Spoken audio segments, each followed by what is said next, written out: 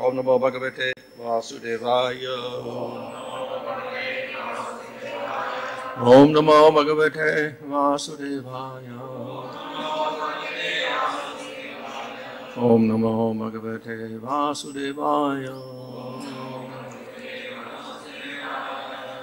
Namo Om Vishnupadaya Krsna Buddhade Srimati Bhaktivedanta Swami Nityanamane Namaste Saraswati Devi Gauravani Prachadane Nirvishesha Shunyavadi Paschatyadesh Tarane Sri Krishna Chaitanya Prabhu Nityananda Sri Advaita Gadadhar Sri Gaura Bhaktivinoda Hare Krishna Krishna Krishna Hare Hare Hare Rama Rama Rama Hare Hare.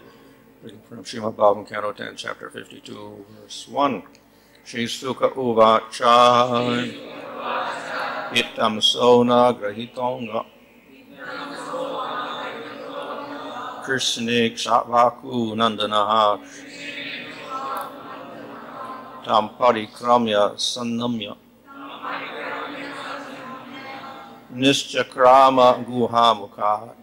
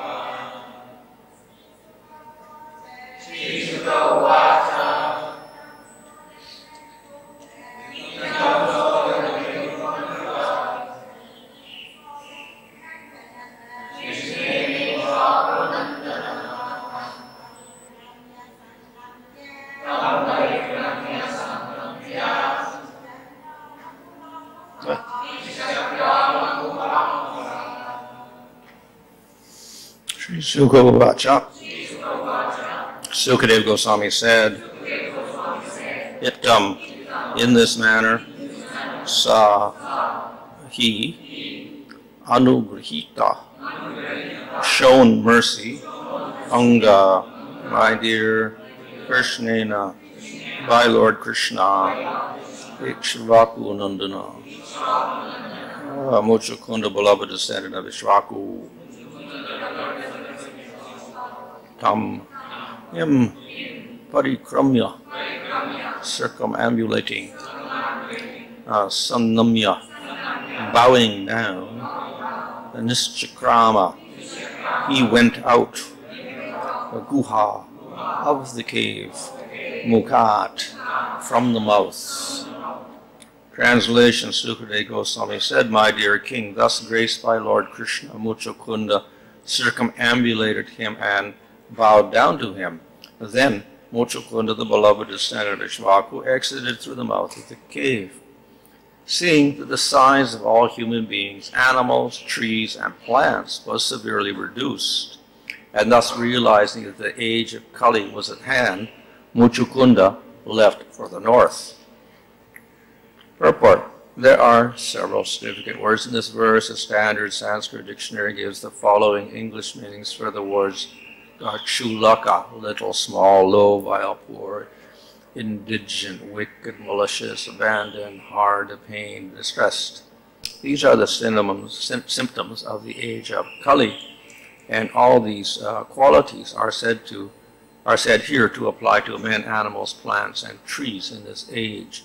We who are enamored of ourselves and our environment can perhaps imagine the superior beauty and living conditions available to people in former ages.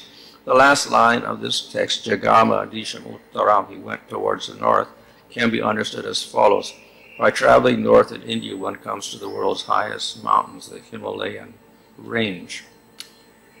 There one can still find many beautiful peaks and valleys where there are quiet hermitages suitable for austerity and meditation.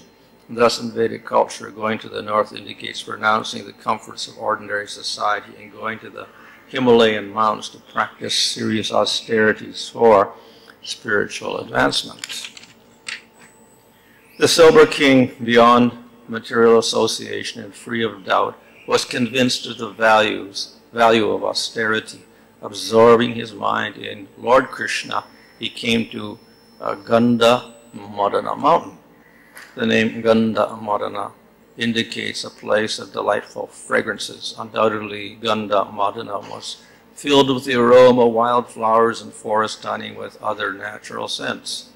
There he arrived at Badrik Ashrama, the abode of Lord Narayana, where, remaining tolerant of all dualities, he peacefully worshipped the Supreme Lord Hari by performing severe austerities. The Lord returned to Mathura, which was still surrounded by Yavanas. Then he destroyed the army of barbarians and began taking their valuables to Dwarka. Purport: it is clear from this verse that Kalayavana alone pursued Lord Krishna into the mountain cave. When Krishna returned to the city of Mathura, he eliminated the vast barbarian army. As the wealth was being carried by oxen and men under Lord Krishna's direction, Jarasandha appeared at the head of 23 armies. The king, seeing the fierce waves of the enemy's army, O king, seeing the fierce waves of the enemy's army, the two Madhavas, imitating human behavior, ran swiftly away. Abandoning the abundant riches, fearless but feigning fear, they went many yojanas on their lotus-like feet. When he saw them fleeing, powerful Jarasandha laughed loudly and then pursued them with charioteers and foot soldiers. He could not understand the exalted position of the two lords. Apparently exhausted after fleeing a long distance, the two lords climbed a high mountain named Pravarshana, upon which Lord Indra showered incessant rain. Although he knew they were hiding on the mountain, Jarasandha could find no trace of them. Therefore, O king, he placed firewood on all sides and set the mountain ablaze. Purport: clearly we are observing one of the Supreme Lord's transcendental pastimes. Although the Bhagavatam states that the two lords, Krishna and Balaram, were exhausted, even in their so-called exhausted state, they were able to quickly climb a high mountain and shortly thereafter jump off it to the ground. It would be unwise and illogical to ignore the whole picture of the sages. The whole picture of the sages are giving us here, and instead try to pick apart isolated descriptions. Clearly watching the Supreme Personality of God in the midst of his spiritual pastimes. We're not observing an ordinary human being. Lord Krishna and Lord Balaram were still quite young men when this pastime took place, and one can easily see in these descriptions how they must have been enjoying themselves, eagerly fleeing from the somewhat ridiculous King Jarasandha, racing up a mountain, jumping off, and totally befuddling the constantly failing demon who somehow or other never lost confidence in himself. Seen without envy or quarrelsomeness, the Lord's pastimes are immensely entertaining. The two of them then suddenly jumped from the burning mountain, which was 11 yojanas high, and fell to the ground. 11 yojanas is approximately 90 miles. Unseen by their opponent or his followers, O king, those two most exalted Yadus returned to their city of Dwarka, which had the ocean as a protective moat. Jarasandha, moreover, mistakenly thought that Balaram and Keshava had burned to death in the fire.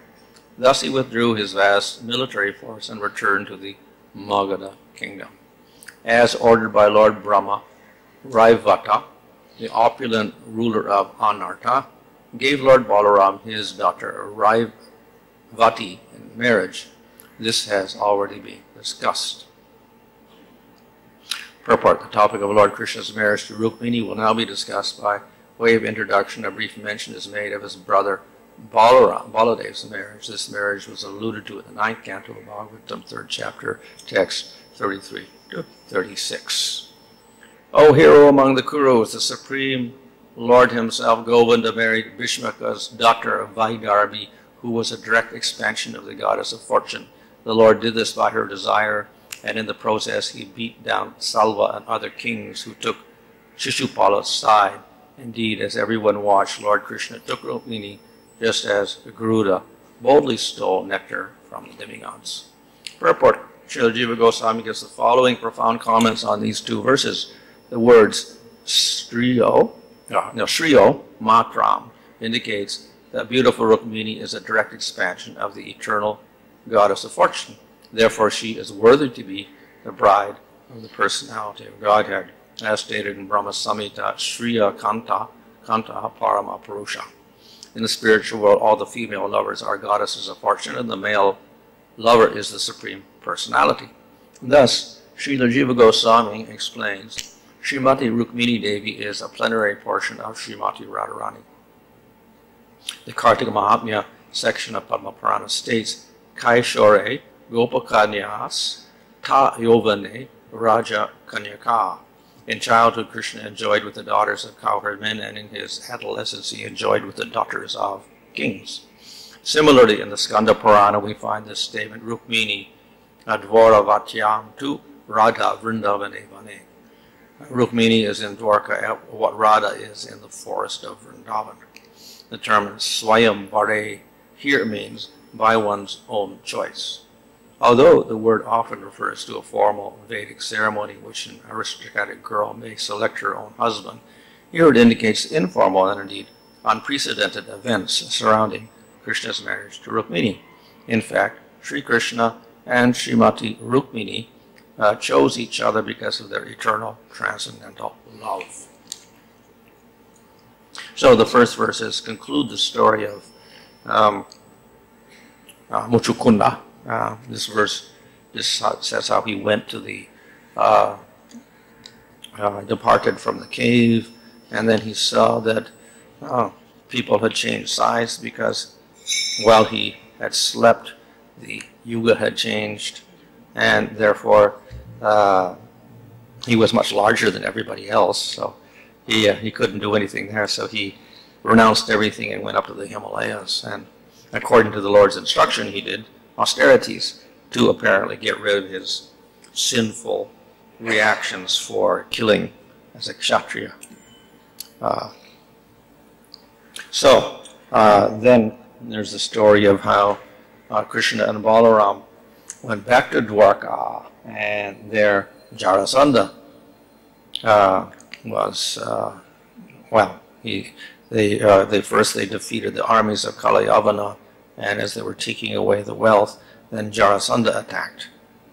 And just as Krishna previously fled from Kalayavana into the cave, so now Krishna and Balaram flee from Jarasandha.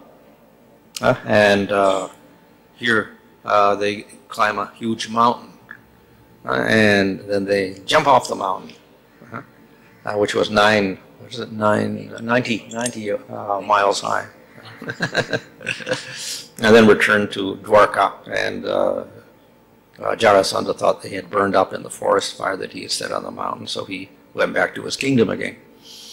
So, in this way, Krishna and Balaram returned to Dwarka, and then the story begins how Krishna marries Rukmini.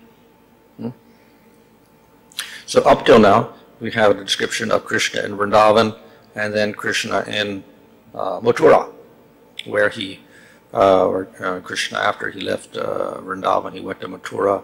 There he also got his education. He went to Avantipur for some time, and he came back. And then the kings, the evil kings, were attacking including Jarasandha and Kalayavana, and so he moved everyone to Dwarka. So these incidents here with Mochukunda and Kalayavana and Jarasandha and the Pravarshana hill are where Krishna and Balaram finally move themselves to Dwarka, and then they stay there permanently, and there's no one left in, none of the Yadus are left in Mathura at that time. Here in Dwarka then we have another type of pastime taking place, where Krishna displays great powers and great wealth, etc. In the kingdom. Up until now he's been, we say brahmachari. He just became a brahmachari and he was unmarried. And now in Dwarka he gets married. And then not only marries once, but he marries 16,108 queens there. So he had huge palaces and uncountable servants and even uncountable children, etc. And so there was a huge population within Dwarka.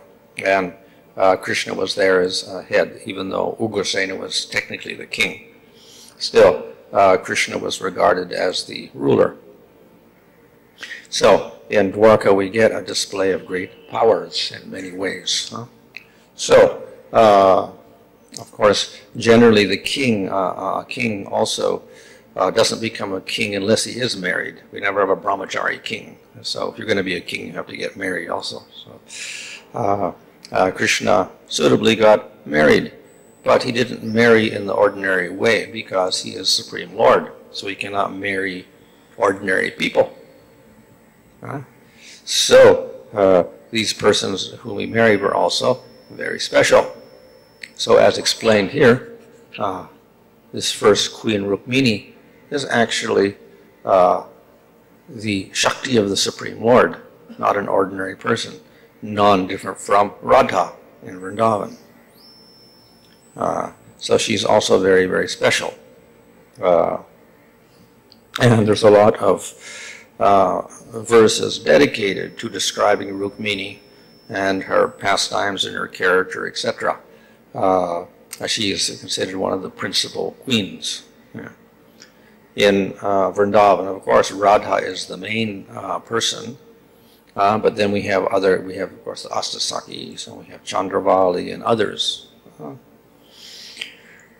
So in Dwarka we have also different, just like in Vrindavan, Krishna had many gopis, so in Dwarka, Krishna has many queens.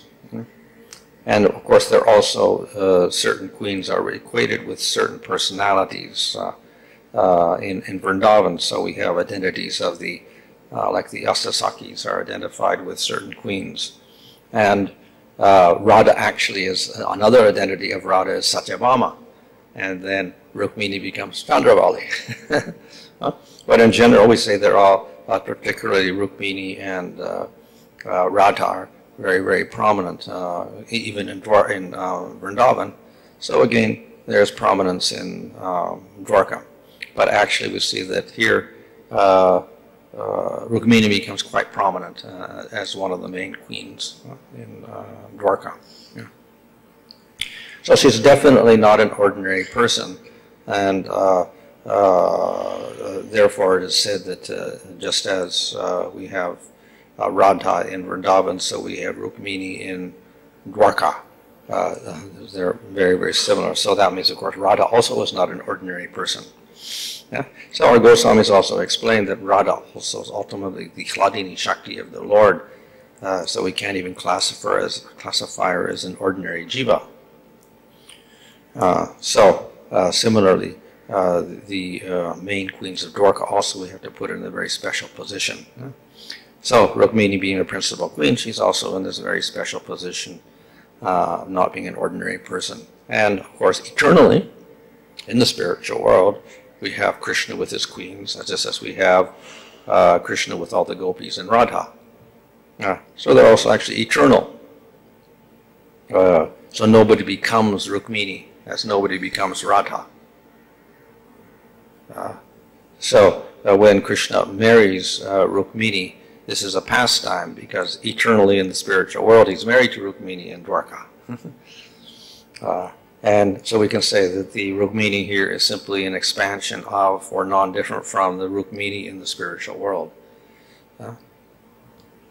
So she's not an ordinary jiva with a material body at all. She's actually an eternal associate of the Supreme Lord in a special position. So there is, as I said, elaborate descriptions of the qualities of Rukmini, which are very suitable for Krishna. So Krishna has the most extraordinary qualities, all in perfection. 64 qualities, we can say, are explained in the Nectar of Devotion, but obviously there could be, we could list many, many more qualities, but these are principal qualities which are explained there. And they all manifest perfectly in Krishna. Therefore, he becomes most attractive to everyone. So the persons like Rukmini will naturally be attracted to Krishna. Of course, the Krishna in Dwarka is a little different from the Krishna in Vrindavan. So Krishna in Vrindavan has these special qualities, 4 special sweet qualities, which are manifested very nicely in Vrindavan. So in Dwarka, these will not manifest to the same degree of sweetness, but nevertheless, still there is some extraordinary qualities in Krishna there that don't manifest in the other forms of the Lord. So naturally, the different queens will be very, very attracted to Krishna because of his wonderful qualities. But anyone who's attracted to Krishna must be specially qualified to be an intimate associate of the Lord.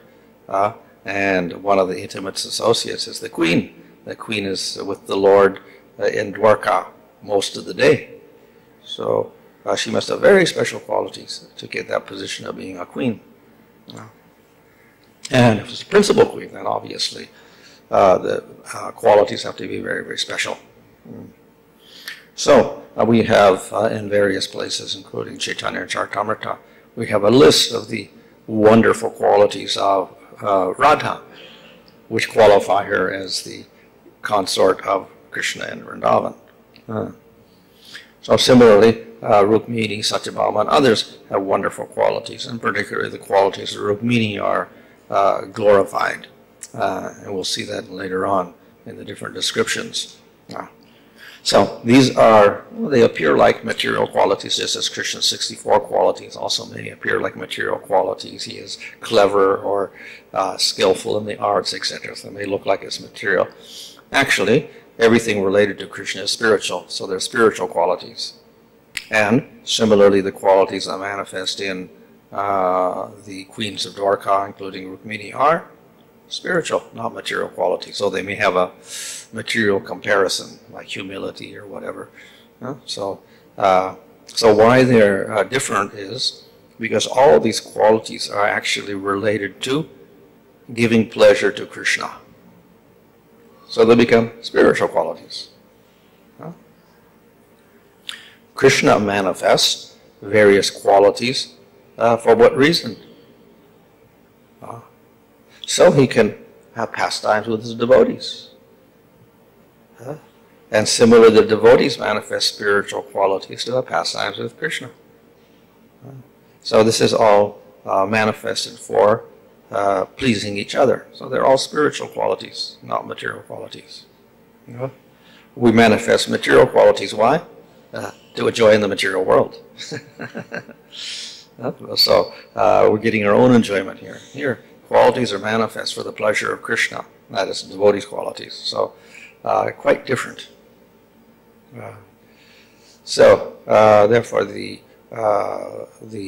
prominent persons in Krishna's pastimes in Dwarka, such as the queens of Dwarka and Rukmini, will manifest all sorts of wonderful qualities which become very pleasing to Krishna. and therefore the service of Krishna.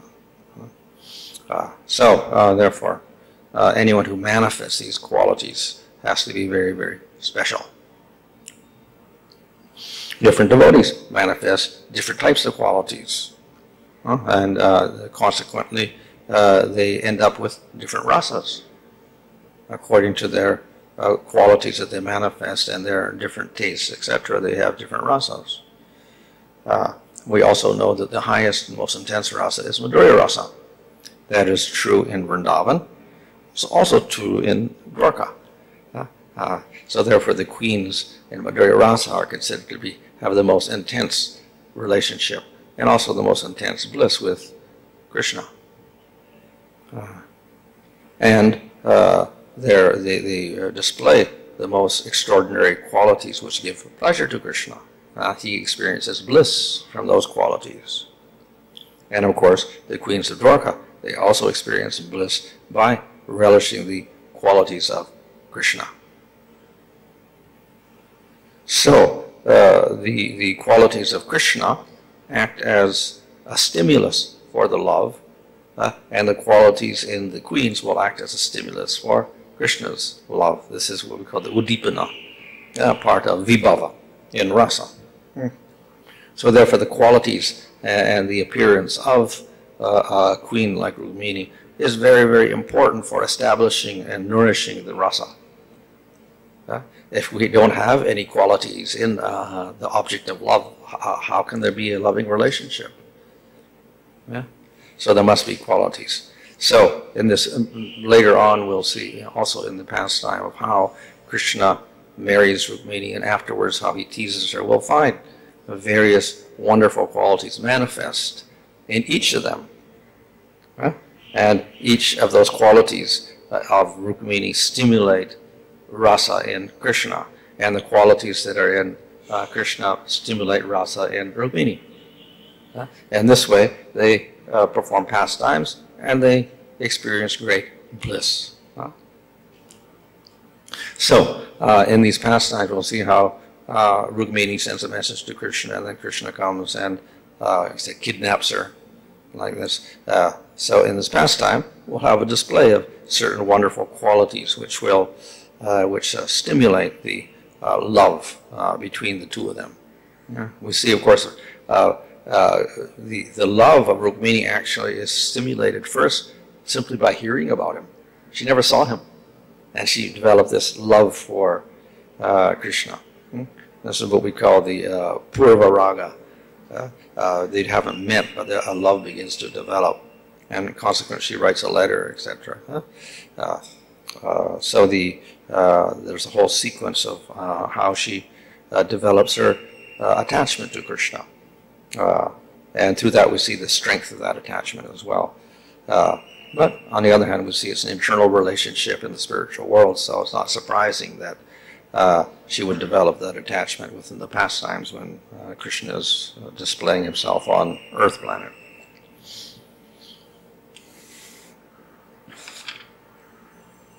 I think Jiva Goswami said that Rukmini is the partial expansion of Srimati Radharani.